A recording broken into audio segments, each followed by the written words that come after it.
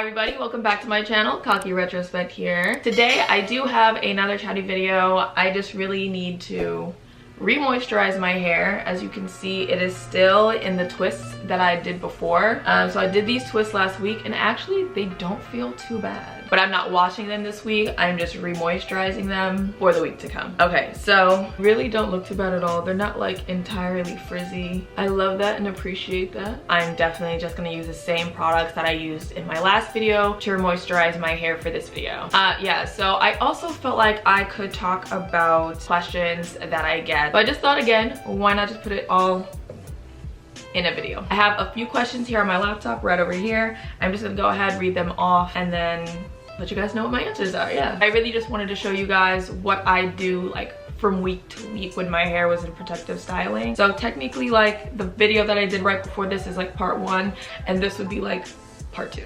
What I'm gonna be using, I'm just gonna be using warm filtered water, a tiny bit of the Melanin Hair Care leave-in conditioner, a tiny bit of the Melanin Hair Care Twist Elongating Style Cream, and then a teeny tiny bit of the Blueberry Bliss Curls Control Jelly. So first question is, how long did it take to grow your hair? So as I had mentioned in, I think, the very first video that I ever made, I ruined my hair in like middle school because, please ignore sirens if you hear them.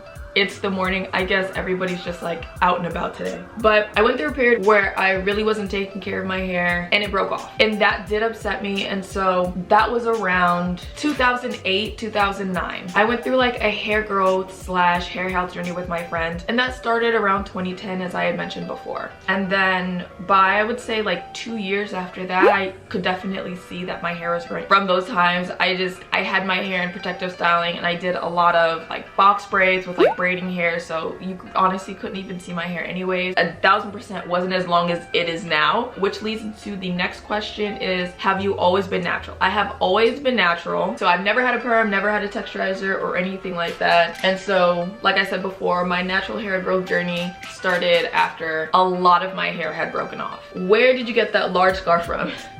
Okay, so this scarf is the scarf that I showed in my previous video. It's super long, and I honestly didn't buy it from anywhere. I got it from my mom's closet, and I am not sure where she got it. She got it over 10 years ago at this point. So I'm pretty sure it was just like some hole in the wall discount store somewhere in New York City. But I can definitely link similar scarves in the description box down below. So I measured it last night, and it's about 38 inches by like 38 or 39 inches. And so I can definitely just like link other similar scarves for you guys down below. Okay, next question. When your hair is in a protective style, do you wash it every week? No, I don't. I don't wash it every week, typically. So I washed my hair last week and I did the whole 9. You can definitely watch that video. It's the one right before this. And then now this week, all I'm doing is re-moisturizing my hair. I don't feel the need to re-wash it. And like I said 2 videos ago, typically I wash my hair 1 week. I don't re-wash it the next week after that. I just take it down twist by twist, re-moisturize, and then retwist it. And then the week after that, so the 3rd week, is when I would wash my hair. If I felt like I needed to wash my hair this week, I would. So don't ever restrict yourself when it comes to that, but yes. Okay, the next question. When you started doing twists, what was the length of your hair? I wasn't one to really document like how long my hair was getting. I wish I did, but I just didn't. But I would definitely say that my hair was a bit below waist length already. When I did my year of protective styling, the twist just really helped me to retain a lot of the length during that time. Next question. Do you have a length you're trying to reach at the moment? So yeah, I always thought that it'd be cool to have tailbone length hair, and as of right now, I don't really have like a length that I'm shooting for. I'm kind of just shooting to maintain like my hair health as opposed to a particular length like at this point. Yeah, let me see. How often do you retwist during the week? I don't retwist during the week. I wait until the end of the week. I evaluate how my hair and my scalp feels, and then I play by ear then. If you feel like you're doing like a protective style like twists and you feel like you have to retwist it or re-moisturize it like during the week as opposed to the end of the week, by all means do that. Just listen to your hair and see what it needs. Do I still do this particular twist routine as I did in the past? So short answer is no. After I did my year protective styling, I mean, like anybody else would be, I kind of felt a little bored, you know, with protective styling all the time.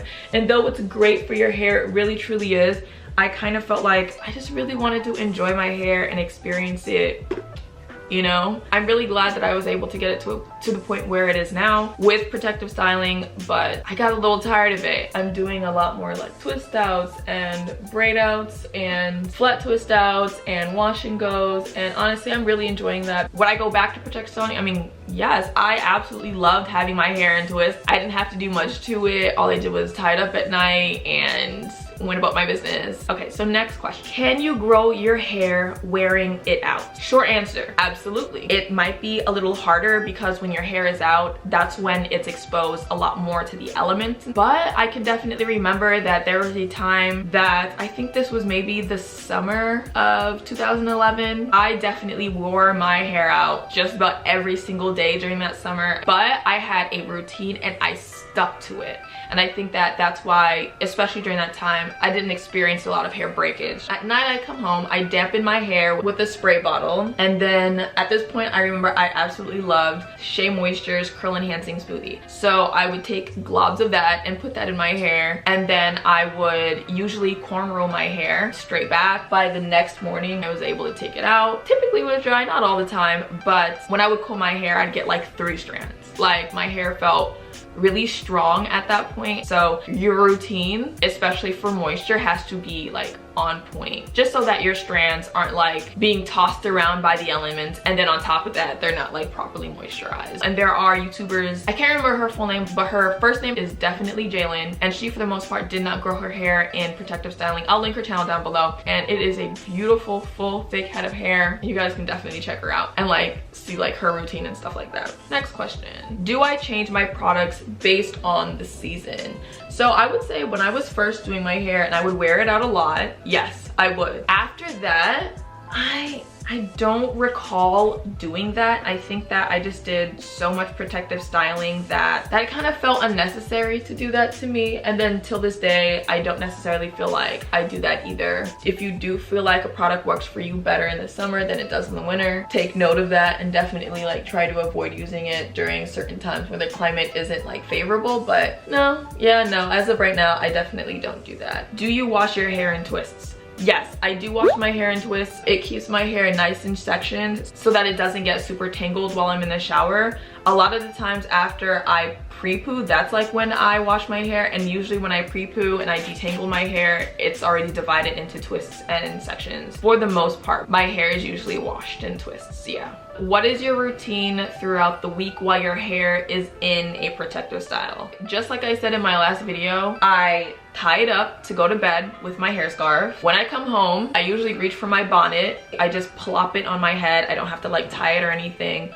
But definitely if I'm going to sleep, I wear this because it doesn't usually fall off my head. But you know, if you're like on the couch watching a movie and you just, you know, start dozing off, a bonnet is just so easy to put on your head and then go about your merry way, because typically oils and stuff like that can be drawn from your hair into like the fabrics that you're like laying on. So definitely be careful with that. Okay, next question. How do you keep your scalp from itching throughout the week? Okay, yeah, that's a great question. So I grease it. Just apply a little bit of grease, and typically that solves the issue for me. So you've seen this one plenty of times. This is just like my oil mixture. I'll let you guys know exactly what it is down below, but again, whatever works for you is best. This Jamaican black castor oil, I got this huge bottle from Marshall's and I got it for $8.99, and I like to put it in this little dropper bottle just because it's a little easier, especially like if I'm wearing like cornrows or something, or you just want to get into the parts, or if I just want to get like across my hairline, I'll use this. It is thicker, it is a bit sticky, so do watch out for that. But if your hair likes it, or if you don't know, definitely give it a try. Okay, one other thing that I do like to use to grease my scalp is Carol's Daughter Mimosa Hair Honey Hair Dress.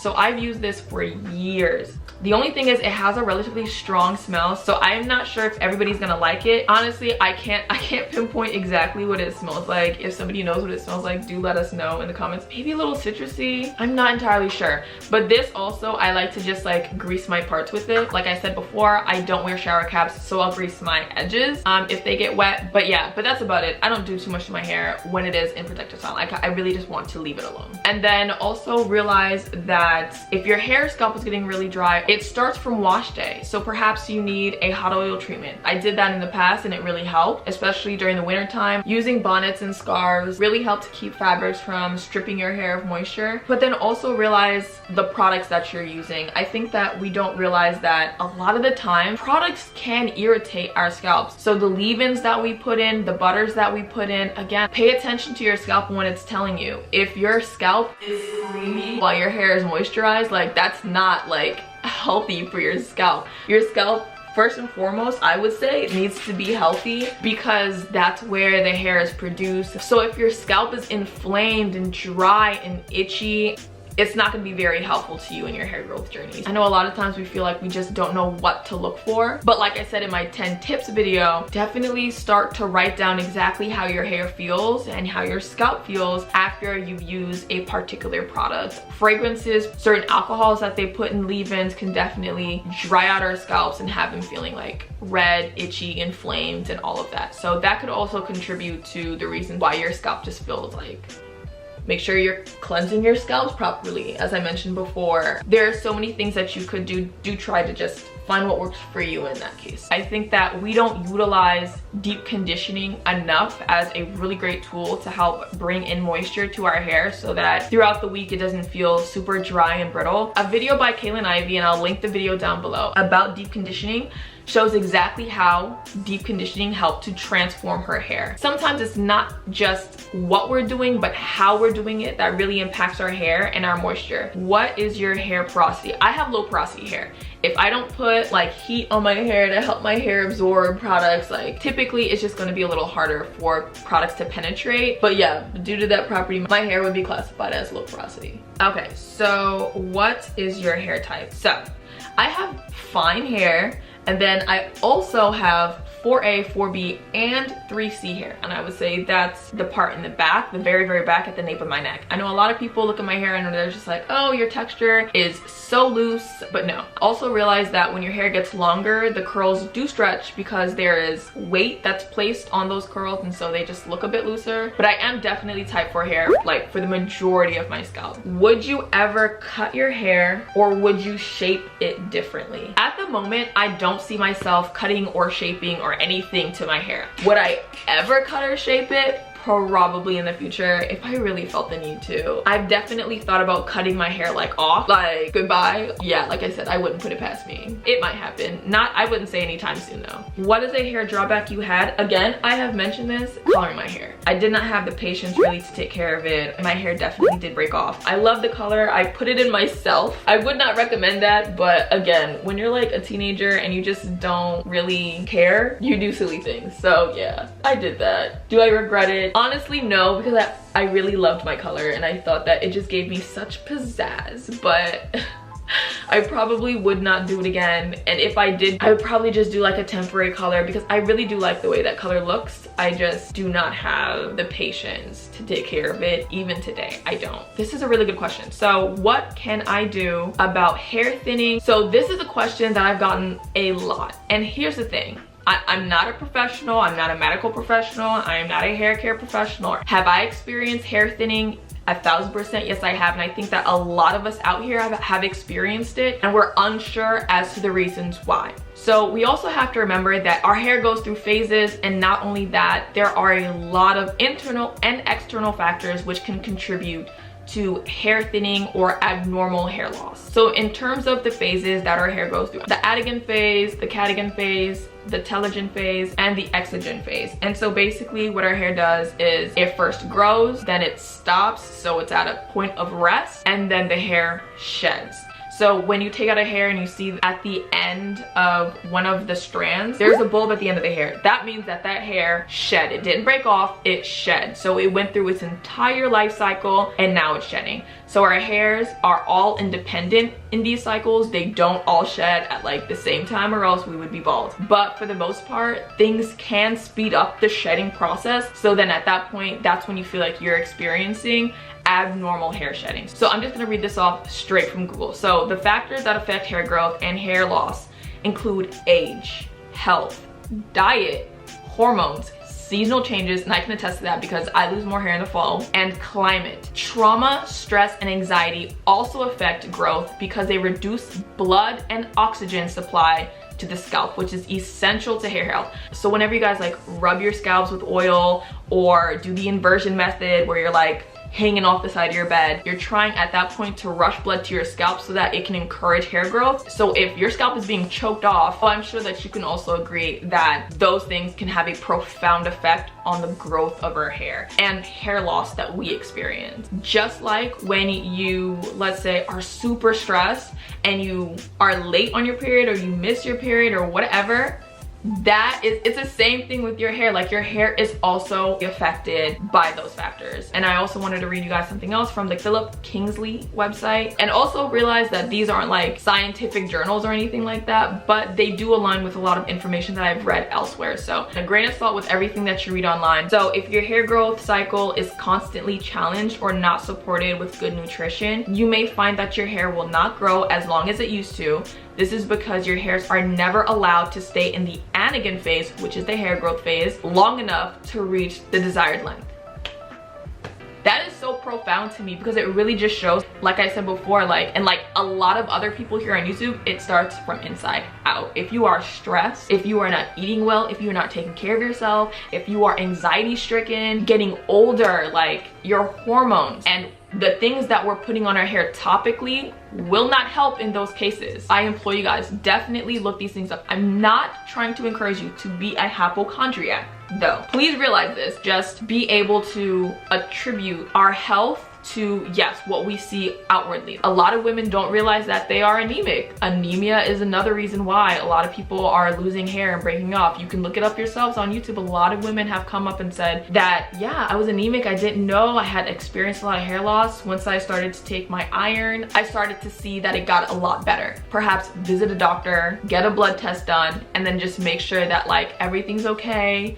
Maybe if you're stressed, girl, see a therapist, find a friend, talk things out. And another question that goes right into this is, what can I do about thinning edges / traction alopecia? I have experienced traction alopecia. I don't know if I said this, but before I got a weave, and the way that she braided down my edges, the hair braider, whew, but I had a significant amount of baldness. A lot of times I can definitely see on YouTube, a lot of people do like to go the more holistic route, and they like to do, especially including myself, like oil treatments, hot oil treatments, and like rubbing oils on the scalp. If you don't feel like that is going to work for you, other things that you can do, topical steroids, you can do Rogaine. So with Rogaine, which I have also tried, girl, I tried everything, and you can pick that up in like any drugstore, Target near you. But the only thing with those is that you have to keep using it, or else the hair that does grow back will fall. So that's one drugstore treatment. I am definitely an advocate for this,